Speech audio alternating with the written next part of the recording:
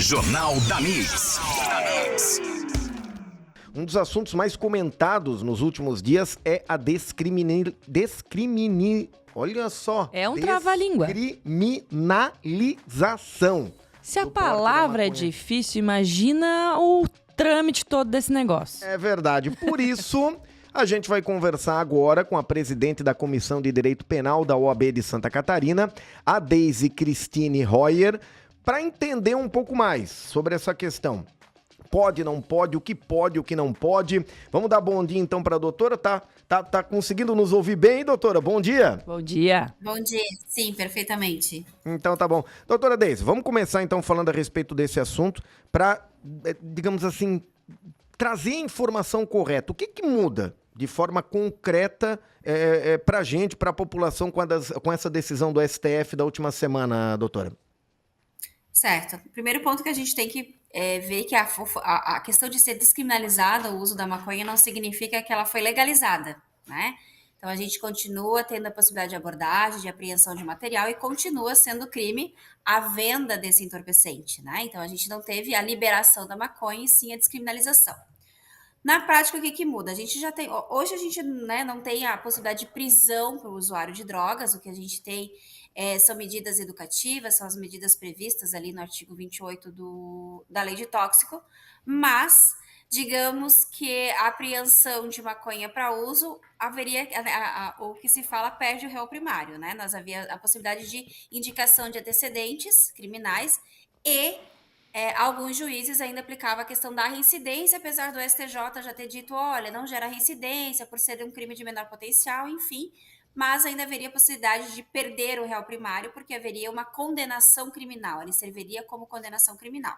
Hoje, não mais, é uma infração administrativa, ele deixa de ter esse caráter, né, de ilícito e deixa de constar, digamos assim, na ficha de antecedentes do réu. Pois é, agora tem um grama, digamos assim, um peso ali que a pessoa pode ter, ou um cigarro, ou dois, como é que funciona isso, doutora? Sim, o Supremo ele estipulou, né? Até a gente tem que lembrar também que ele estipula até uma regulamentação legislativa, né? Então ele coloca para o legislativo, não significa que isso seja lei, né? Foi estipulado e ele fala até que o Congresso regulamenta a matéria. Então ele estipula o quê? 6 plantas fêmeas, né? Em casa de plantio dessa maconha ou 40 gramas. No entanto, né, o próprio Supremo Tribunal Federal coloca esse critério de 40 gramas, mas ele abre o precedente no sentido, olha, desde que essa presunção ela não é absoluta, né, se o agente é preso com 40 gramas de maconha, é determinada a quantidade de dinheiro que indica que ele está fazendo comércio dessa maconha, muitas vezes tem motivos legais para apreensão de um celular e demonstra esse celular haver uma comercialização dessa droga, então sim, ele poderia também ser enquadrado na questão do tráfico de drogas. Então é um critério objetivo, é uma presunção às 40 gramas, mas ela não é absoluta. Agora uma situação até que o pessoal está comentando aqui, perguntando, o Sandro está perguntando aqui, e eu imagino que seja dúvida de muita gente. Tem muitos locais que infelizmente ainda é comum a gente ver pessoas fumando maconha, né?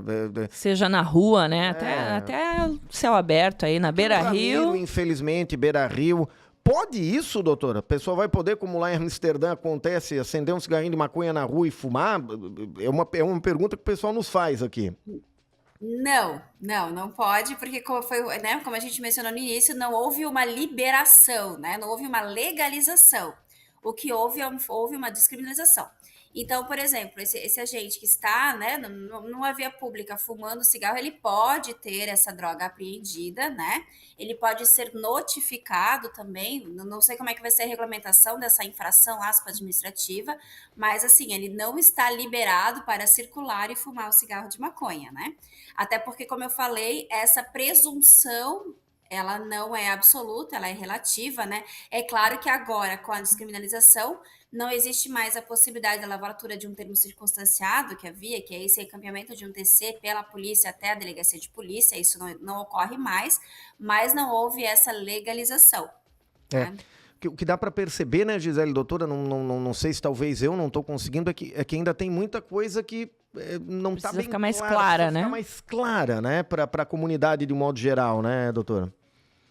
Sim, por isso que uma das determinações do Supremo foi justamente essa necessidade de regulamentação dessa questão de forma legislativa, né? Porque o que a gente tem aqui, nós temos uma decisão judicial, né, que entende que essa ideia de... Porque na prática, como a gente falou no início, ninguém mais ia preso, né? Não existia mais a possibilidade de prisão por porte de drogas, seja aqui a gente está falando de maconha, cocaína, mas uma vez havendo a apreensão de drogas para uso próprio, não existe mais essa possibilidade de prisão. Isso já não existia e já continua não existindo, né? Certo. E aí, o que há? A necessidade de regulamentação, que o Congresso vai lá, olha, vai ter quantidade, não vai? O que vai ser? Vai ser ilícito administrativo? Não vai? Enfim. Pelo minha compreensão, e me desculpe se eu estiver errada, por favor me corrija, mas pelo que eu entendi, ela só amenizou caso a pessoa tenha aí até 40 gramas de maconha, não vai ter até o trâmite que tinha anteriormente. O que já era leve, passa a ser mais leve ainda agora com o consentimento das 40 gramas. Então aí até aí tá tudo certo, não acontece nada, embora tudo que diga respeito a porte, uso, venda da maconha continue ilegal. Exatamente. E assim, esse critério objetivo, como eu falei, é uma presunção. Nada impede que o sujeito seja preso com 200 gramas, eventualmente consiga demonstrar que aquilo seja para consumo pessoal e também caia na regra do artigo 28, né? Então, assim, esse limite de 48 não significa que 50 gramas não seja consumo. Certo. Mas aí você retira essa presunção de consumo.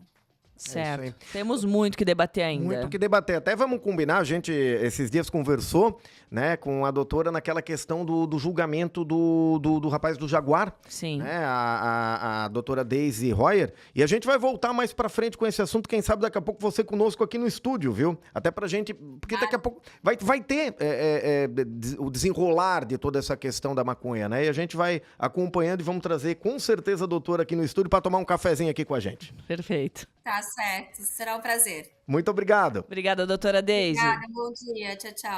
Daisy Royer, presidente da Comissão de Direito Penal da OAB. Então, pessoal, turma que de vez em quando, porque infelizmente ainda é comum, viu? O cara tá passando ali pela Beira-Rio, aquele cheirinho de maconha, o cara tá aqui no Ramiro. Então, gente, não tá liberado, viu? Não tá liberado. Atenção, você que caminha ali pela Beira-Rio, você que caminha aqui no Ramiro Ridger, em alguns outros pontos de Blumenau. Não está liberado, conforme que a gente acabou de conversar com a doutora Daisy. Jornal da Mix. Oferecimento. Toyota agora é Barigui Tarpan, a sua concessionária Toyota para Blumenau e Rio do Sul. E Rede Cooper 80 anos. É nos encontros que a vida acontece. Mix!